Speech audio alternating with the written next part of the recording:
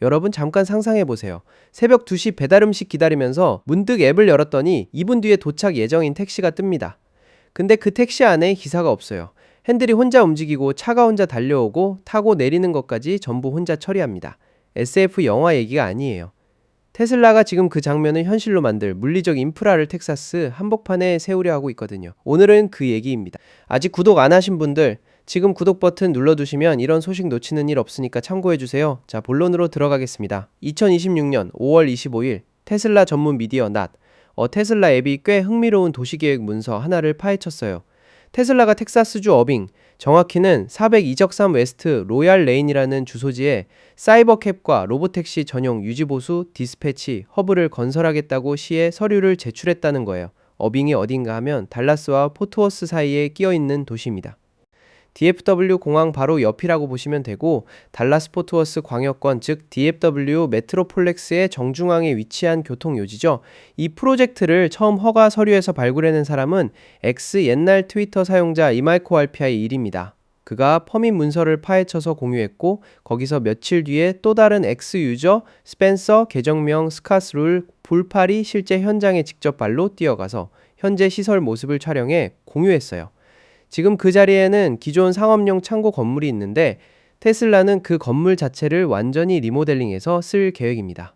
새로 짓는 게 아니라 있는 걸 뜯어 고치는 방식이죠. 그럼 그 시설 규모가 어느 정도냐? 연면적 35,000평방피트. 우리 단위로 바꾸면 대략 3,250제곱미터 정도 되는 공간입니다.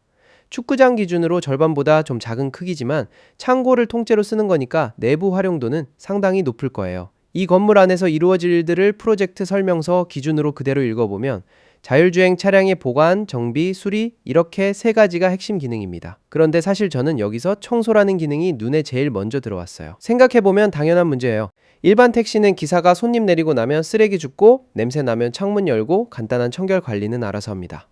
그런데 로보택시는 차 안에 아무도 없잖아요. 손님이 내리고 나서 좌석에 뭔가 흘렸다고 해도 차가 혼자 알아채서 청소하러 가는 시스템이 있어야 한다니. 이 어빙 허브는 단순한 정비 창고가 아니라 모든 사이버캡이 도로에 나가기 전에 완전히 점검되고 깔끔하게 청소된 상태로 출발할 수 있도록 보장해주는 대형 디스패치 앤 클리닝 허브 역할도 겸합니다. 차가 직접 이 허브에 들어와서 청소받고 나가는 구조인 거죠. 이게 없으면 로보택시 사업 자체가 불가능해요. 외부 부지로 나와보면 숫자가 더 직관적으로 다가옵니다. 주차 공간이 212개예요. 212대의 자율주행 차량이 동시에 대기할 수 있는 로트가 건물 바로 옆에 조성됩니다. 이게 처음부터 이 규모로 배치를 잡았다는 건 테슬라가 달라스 포트워스 지역에 꽤 대규모 초기 플리트를 투입할 계획을 세우고 있다는 방증이에요. 그리고 그 212개 주차면 바로 옆에 V4 슈퍼차저 스토리 16개 붙어 있습니다. V4는 테슬라의 최신 세대 고속 충전 규격으로 V3보다 출력이 훨씬 높아요. 이 16개 충전기가 유지보수 건물 인접부에 설치되니까 정비받고 나온 차가 바로 옆에서 충전까지 마치고 곧장 운행 투입될 수 있는 동선이 만들어지는 셈입니다. 한 가지 없는 것도 짚고 가겠습니다. 무선 충전 스톨은 이번 계획에 포함되지 않았어요. 테슬라가 무선 충전 기술 자체는 개발 중이고 V4 무선 충전 호환성 관련 이야기도 나온 바 있지만 어빙 허브는 그런 미래 기술보다는 현실적인 유지 보수와 청소 기능에 우선순위를 두고 설계된 거라고 봐야 할 것 같습니다. 그리고 이 허브에는 차만 있는 게 아니에요. 사람도 필요합니다. 부지 계획에는 직원용 주차장도 따로 잡혀 있는데 이 공간을 채울 인력은 기술자, 청소 담당 직원, 그리고 플리트 매니저들입니다. 완전 자율주행이라도 시설을 실제로 운영하는 사람은 필요하다는 거고 이게 현실적인 오토노머스 비즈니스의 모습이기도 하죠. 테슬라도 그걸 잘 알고 있는 거예요. 자, 그러면 이 시설이 지금 바로 착공에 들어가냐? 그건 아닙니다. 현재 이 프로젝트가 넘어야 할 문이 하나 있어요. 용도지역 문제입니다. 어빙 402적산 웨스트 로얄 레인 일대는 현재 비즈니스 및 오피스 용도지역으로 지정돼 있거든요. 대형 플리트 차량의 디스패치 센터이자 대규모 수리 허브는 그 용도와 맞지 않아요. 그래서 테슬라는 조닝 베리언스, 우리말로 하면 용도지역 특례 신청을 시에 제출해 놓은 상태이고 지금 어빙시 계획부에서 심사 중입니다.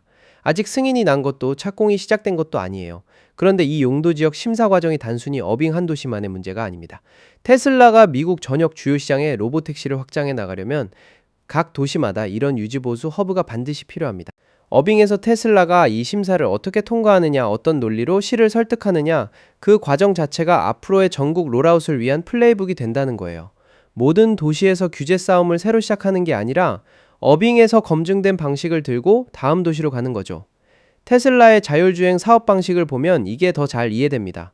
기존 소비자 서비스 센터를 로보택시 운영에 그냥 끌어다 쓰는 게 아니라 처음부터 고용량 무인 라이드 헤일링을 위해 특수 설계된 전용 인프라를 새로 짓겠다는 전략입니다. 이건 곧 테슬라가 로보택시를 단순히 기존 서비스의 부가 기능 정도로 보는 게 아니라 독립적인 대규모 사업 단위로 설계하고 있다는 뜻이에요. FSD, 즉 풀 셀프 드라이빙 소프트웨어가 각 도시의 도로 엣지 케이스를 얼마나 잘 처리하느냐도 중요하지만 그것만큼이나 차를 안전하게 유지하고 청결하게 운영하는 물리적 인프라가 뒷받침돼야 한다는 게 이번 어빙 허브가 말해주는 핵심이에요. 소프트웨어가 달리게 하고 하드웨어 인프라가 운영을 지속 가능하게 만드는 구조입니다. 아이러브 9을 보시는 분들은 아마 눈치채셨을 거예요. 테슬라 로보택시 관련 소식이 이제 단순한 발표나 콘셉트 단계를 벗어나서 진짜 땅을 사고 서류를 내고 창고를 리모델링하는 단계로 넘어오고 있다는 걸요. 212개의 주차명과 16개의 V4 슈퍼차저, 35,000평방피트 규모의 전용 시설. 이건 단순한 청사진이 아니라 이미 설계 도면이 완성된 상태입니다. 남은 건 어빙시의 조닝 승인 하나예요. 앞으로 이 시설 심사 결과가 나오면 바로 업데이트 해드릴게요. 이런 테슬라 소식 놓치기 싫으신 분들 좋아요랑 알림 설정까지 꾹 눌러두시고요. 다음 영상에서 봬요.